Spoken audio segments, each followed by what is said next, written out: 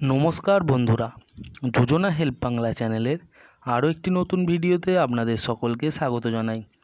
অস্থায়ী ও চুক্তিভিত্তিক কর্মীদের জন্য রয়েছে বিরাট বড় সুখবর। পুজোর আগেই চুক্তিভিত্তিক কর্মীদের বেতন বৃদ্ধির নয়া নির্দেশিকা জারি। জেলা আদালত, বিডিও অফিস, ডিএম অফিসে কর্মরত সহ সমস্ত দপ্তরের চুক্তিভিত্তিক কর্মীদের জন্য এই বিজ্ঞপ্তি। কবে থেকে চালু হবে বর্ধিত বেতনের সুবিধা, কারা কারা পাবেন এই বর্ধিত বেতন, কতটা পরিমাণে বা বাড়তে চলেছে বেতন, এই সংক্রান্ত খুঁটিনাটি তথ্য জেনে নিন আজকের এই ভিডিও থেকে। তাই ভিডিওটি স্কিপ না করে প্রথম থেকে শেষ পর্যন্ত দেখুন, আর চ্যানেল নতুন হলে অবশ্যই চ্যানেলটি সাবস্ক্রাইব করে নেবেন। পূজার আগেই বেতন বাড়ছে রাজ্যের চুক্তিভিত্তিক কর্মীদের, নির্দেশিকা জারি করল রাজ্য সরকার। রাজ্য সরকারের বিভিন্ন দপ্তরে চুক্তিভিত্তিক কর্মী নিয়োগ নিয়ে বিতর্কের সৃষ্টি হয়েছে।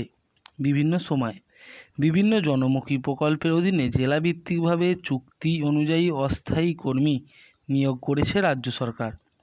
কন্যাশ্রী ও রূপশ্রীর মতো প্রকল্পগুলির আওতায় এই সমস্ত কর্মীদের অধিকাংশ হারে নিয়োগ করা হয়েছে।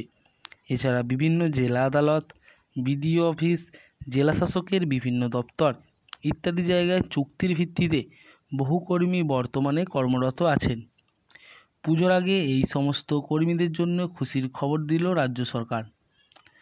এক ধাক্কায় অনেকটাই বেতন বাড়তে চলেছে এই সমস্ত অস্থায়ী কর্মীদের। বেতন বৃদ্ধির জন্য ইতিমধ্যে নির্দেশিকা জারি করেছে রাজ্য সরকার। বেতন বাড়ছে রাজ্যের চুক্তিভিত্তিক কর্মীদের।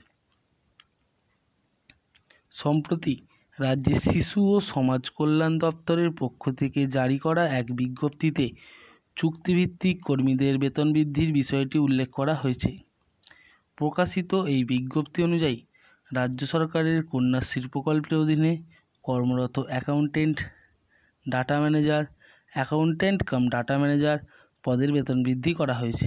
অপরদিকে রূপশ্রী প্রকল্পের অধীনে কর্মরত অ্যাকাউন্টেন্ট, ডাটা এন্ট্রি অপারেটর পদে কর্মরত প্রার্থীদের বেতন বৃদ্ধি করা হয়েছে। কন্যাশ্রী এবং রূপশ্রী প্রকল্পের অধীনে কর্মরত অ্যাকাউন্টেন্ট পদের বেতন বেড়ে হচ্ছে 21,000 টাকা, যা পূর্বে ছিল 15,000 টাকা, অর্থাৎ এককালীন বেতন বৃদ্ধি পেল 6,000 টাকা। এছাড়া ডাটা ম্যানেজার পদের বেতন বেড়ে হচ্ছে 16,000 টাকা, পূর্বে যা ছিল 11,000 টাকা।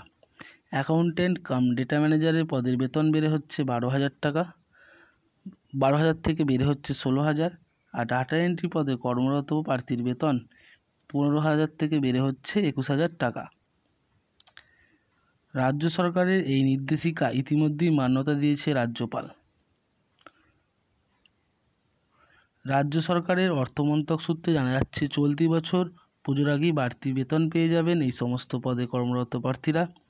অনুমান করা যাচ্ছে সেপ্টেম্বর মাস থেকেই বাড়তি বেতন জারি করবে রাজ্য সরকার। সেক্ষেত্রে সদ্য শেষ হওয়া সেপ্টেম্বর মাসের বেতন অক্টোবর মাসের শুরুতেই পেয়ে যাবেন কর্মীরা। অর্থমন্ত্রকের বিবৃতি অনুযায়ী প্রতি বছর এই সমস্ত কর্মীদের অ্যানুয়াল এনহ্যান্সমেন্টের মাধ্যমে বেতন বৃদ্ধি করা হবে।